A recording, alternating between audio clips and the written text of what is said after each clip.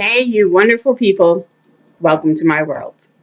Yes, I'm running a little bit late to this party. I just found out that you can post videos on the internet expressing your opinion. I've got a lot of opinions, so this is perfect for me. So let's get started. Today, I want to talk about something that's a little bit near and dear to me personally. And I know everybody's been doing videos about this, about the Daddy05 abuse scandal and whatnot. I want to talk more not only about Daddy05, but also there's another YouTuber out there named Joy Sparkle who continues to make these videos over and over and over again using the tagline Daddy05. And even though many people have expressed to her how this could cause problems, she doesn't want to stop. I want to, I'm going to go a little bit detailed into my personal life in this situation to explain why she should and hopefully maybe understand. The only reason why I'm doing this video, and I do have permission from my son to tell our story because it's part of his story, is because I did comment on her videos and over 100 people commented back to me on one of my comments, and some were expressing how I was wrong and how this is not possible. So I wanna tell my story. So a little bit of the story is Joy Sparkle has done a whole bunch of videos of her opinions and how she wants to help the children and how she feels so concerned for these children. And she's also stated that she has had contact with their mom. The thing is there's a gag order in the case now when it comes to family court. And most people who have had contact with the mother in this case have stopped talking altogether. They don't want to see any harm come or cause any problems for the mom in this case. Joy has not. And she continues to talk on her videos. However, she's not stating anything about the case, but she's actually using the taglines of Daddy05, updates on the case, all this other information. Sorry, I'm Italian. My hands keep moving. I apologize, but I'm going to try to stop. Okay, but here's why this is important to me. I've expressed to Joy through my comments and that she could actually cause damage to the case. And this is why I'm going to tell you my story. My story is simple. A few years ago, actually 7 years ago, lost custody of my son to his dad. Pretty much basically the same way Rose did. It was a contempt of court charge that was written by his attorney. He paid her a lot of money to write that. And she brought it to court and had a judge who afterwards, about 6 months later, almost lost his bench because he admitted he does not read his orders before he signs them. It was a bogus contempt of court charge, and the very last line of the order stated the children the custody of the child will go to my ex-husband. He paid her a lot of money to do that. And it's very difficult in a family court if you don't have money. The person with the most money can get what they want. About 3 years ago, just over 3 years ago, I received a phone call. It was on April 2nd of 2014 from Child Protective Services stating that my son was in their foster care services because his father had beaten him over some homework that had not been done. Apparently, since then, we've learned that it wasn't the first time there was a beating, but it was the first time that there was visible bruising on his face, and he went to school with the bruising, and a teacher, thankfully, stopped and helped with the situation. Okay, so I get this phone call from Child Protective Services, and immediately I was like, wow, this has got to be a joke. This can't be happening. But it did. And so what I want to tell you is my experiences in family court, so hopefully you'll understand why I am so adamant and against Joy continuing her talking and how she can affect the court without even being a participant in it. Okay, so first court date, I show up in court, and believe it or not, his dad doesn't show up. His attorney is there, and she stated he wasn't aware that he needed to show up in court because the paperwork he had received was attached to his door and never handed to him, so therefore was not considered an order in his mind. That first court date was the first false accusation that I had to deal with. Apparently, somebody had called Child Protective Services and stated that there was a restraining order against me from seeing my child. This was false. I am thankful at that time to his attorney, showed a little bit of morality at that time, And she backed me up in court and stated that no, there was no restraining order against me. It was just Dad had the right to choose whether or not I could see the child, and he had chosen not to let me see him. So that was the first false accusation. Because Dad did not show up in court that day, it was pushed off for a month. And so that meant that my son was in foster care without any visitation, without seeing anybody for an entire month, because we needed to have all parties together before any decisions can be made. And since family courts are so backlogged, it's not like you can just go in day after day after day. You have to go court date to court date. So I had a court date a month later. The second court date I show up to, his dad is there, okay? And the next false accusation that we have at that time is Mom's crazy. Well, of course Dad's going to say that because he wants to be the winner. He wants to be the good guy. He wants to be showing that he is better than me. So he claims that I am mentally unstable. So now I was not aware that that accusation was going to happen. So obviously I have no proof or evidence to back my story up.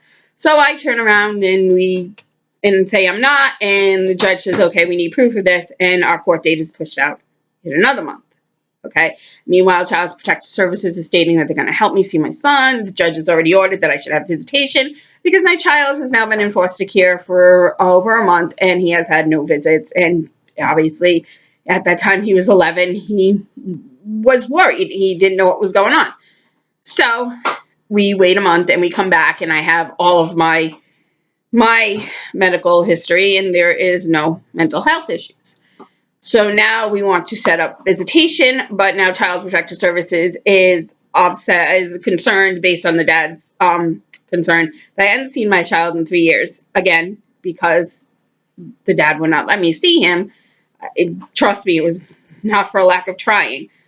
So he was concerned that there might be issues with the reunification of me and my son. So CPS stated they wanted this to be done in a therapeutic session. Okay. So I say agree to this and we're going to get a doctor's appointment. Again, push out another month. So now we're at 2 months where my son has not had any visitations, has not seen anybody, and is in a foster care home situation with the woman he basically doesn't know. Okay. So we start to get into the work of trying to get a doctor. And we come back a month later and the CPS worker is stating, I'm working on it. Even though the judge has ordered her to get visitation with me going so that the child feels more secure. He's obviously gone through a lot. It's very traumatic. Let's get these visitation. CPS says she's working on it. And they give us another month date. I went a week without hearing from CPS and I said, screw this, I'm calling my attorney. And I said, I want an emergency court date. I want to know what's going on. So my attorney called, got an emergency date for the next week. And we show up and the CPS caseworker has paperwork for me to sign of a release from a particular doctor that I'm going to be seeing as a therapeutic session and therapeutic sessions with my son. So I'm going to see my son. Yay, this is great. I signed the paperwork and she says, the doctor will be calling you in about a week. And I had the doctor's name, but I'm not going to state that name because I don't want to give all the personal information out. So I waited a week. Didn't hear from the doctor, so I called him because I was being retroactive. I wanted to make sure this got done. I wanted to see my son, and I just needed this to be done. When I got in contact with the doctor, he stated he'd never heard of me.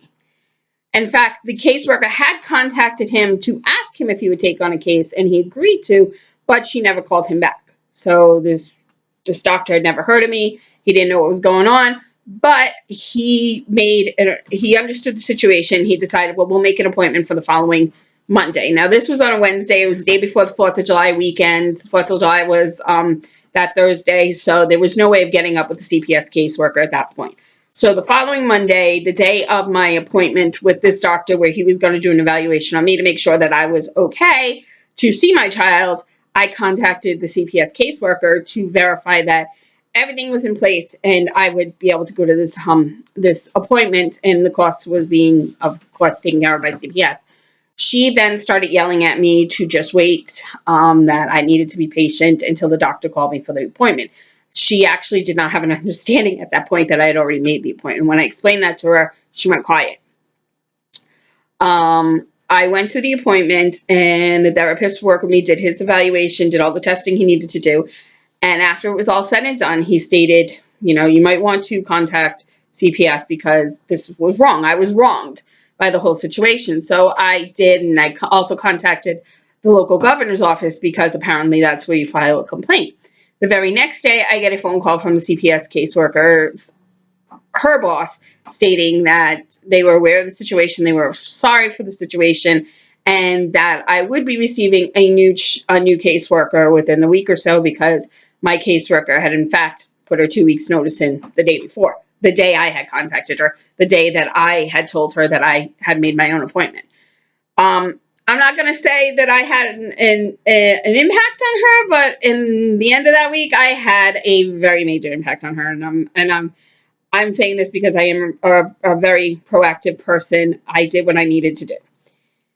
So anyway, the doctor's evaluation comes back.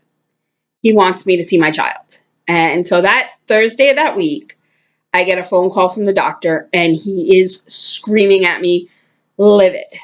He's livid because I had not told him that my child was hospitalized at that time. Apparently, my son, being in a very depressive state, had made comments that he wanted to hurt himself and had been removed from the home and placed in a hospital and had been there for about 2 weeks. I was never informed of that. And when I got the doctor to understand that I did not have that I had never been informed of that, he quickly calmed down and apologized and said he would do what he could to help me out. And the next day, both myself and the doctor phoned the governor's office. And by the end of that day, that caseworker was no longer with Child Protective Services. That it turned out that she had been influenced by my ex-husband's attorneys. See, in family court, it's not a criminal court. There is no guilt. There is no innocent. There is no proof of guilt. There's none of that. What it is it's a business. It's where people make money. So an attorney takes on a client based on how much they can pay. The reason why I didn't see my child for 3 years is because I was trying to save up enough money to actually obtain an attorney who would go against my ex-husband's attorney. She was someone who was on retainer for $25,000. She is known that what she basically does is just stall out a case for years on end until somebody finally gives up. Now, I'm telling you this because 3 years later, I'm still in family court. I would like to say, and I don't know if he wants to come over and show his face to prove this. Do you, Brendan? No, good. Okay. I do have placement of my son. It took over a year to get that placement. He's been living with me now for over 2 years. I'm incredibly thankful for that. However, it did take over a year because I do not want to cry over this. I was constantly going to court and false accusations were made, and I had to prove those accusations were not true. So this is why I say to Joy, this is why Joy Sparkle comes into play. Sweetie, an accusation made in a family court, it does not have to be proven at that point. It just has to be made. Courts will listen to this, and if they feel that it can harm the child in any way, an order will be created at that time of the accusation, and the order will only be changed after the accusation is proven wrong or invalid. You have claimed you have contact with the mother of those 2 children. There's a gag order in place right now. If a judge were ever to think that that mom had decided not to follow the gag order and violated it, an order would be placed at the time of the accusation. And then Mom Rose, she would have to turn around and prove that she hadn't violated the gag order, which is a very difficult thing to do. Yes, there are hundreds and thousands of people out there making videos regarding the Daddy-O-5 case. And I will make a video maybe tomorrow, maybe later this week, expressing my opinion of it. Because that's just another totally different subject.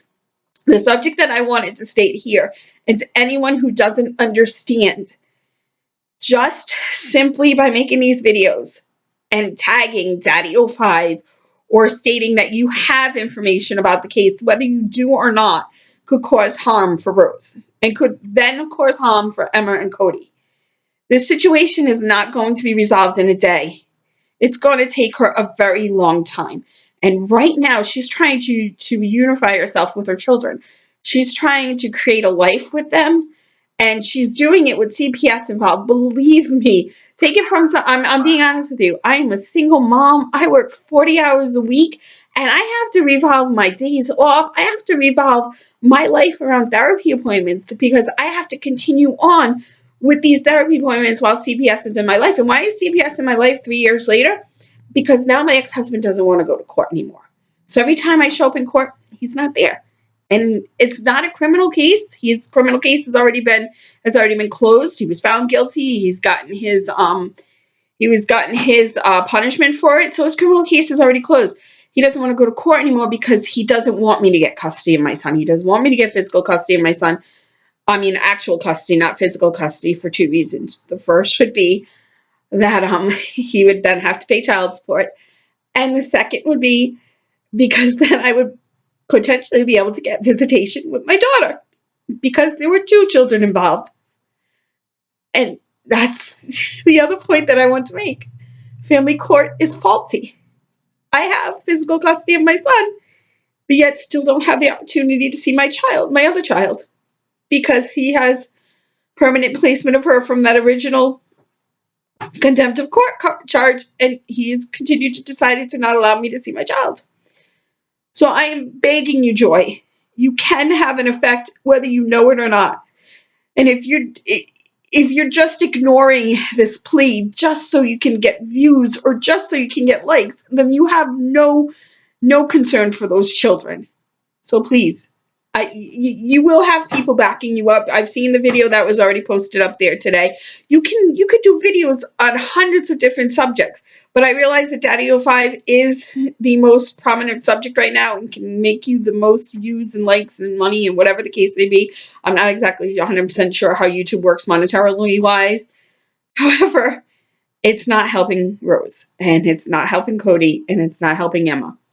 So I'm going to end this there, okay? I apologize if I got teary and I brought a little bit too much information. I apologize to my son if he feels uncomfortable. He did say I could talk about this today, so that's on him for that.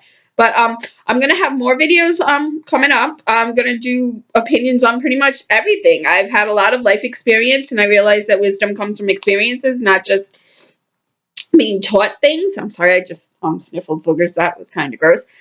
So I will be on here. I want to do this. I want to post videos, maybe 2 or 3 a week if I can. Seems cathartic and therapeutic. I have done so many crazy things in my life that I want to share that with you guys. So again, please like, subscribe, add comments. Your opinions and your comments are valid, and I will read them. If you express an opinion against my thoughts, I believe I'm humble enough to be able to have a conversation about it without going negative or insulting. Oh, and by the way, yes, I do like to debate. I'll admit that the first one, I'm Italian, and I do like to debate. So I will comment back to a lot of those comments. But again, my name is Sandy. Hi. Welcome to my life.